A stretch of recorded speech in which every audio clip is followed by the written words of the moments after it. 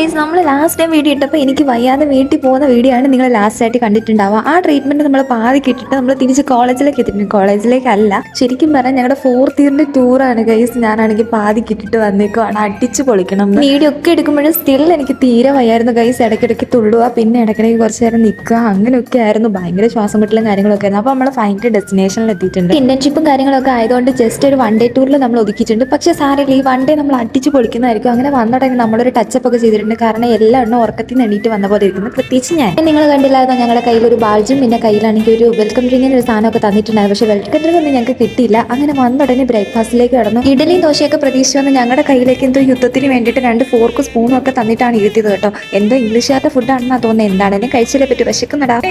കോഴിമുട്ടയിൽ എന്തുണ്ട്? കോഴിയുണ്ട്, തേങ്ങയില്ല, മുട്ടയുണ്ട്. ചോദിക്കണ്ടായിരുന്നു എന്ന് വിചാരിച്ചിട്ട് പിന്നെ ആ കൺഫ്യൂഷനായി. കോഴിയാണോ മുട്ടയാണോ ഉണ്ടായെന്നുള്ള വിഷമത്തിലായിരുന്നു പിന്നെ ഞാൻ. അപ്പോൾ അടുത്ത പാർട്ട് എന്തായാലും അടുത്ത വീഡിയോയിൽ സ്റ്റേ ട്യൂൺ. അപ്പോൾ അത്രയും ടാറ്റാ.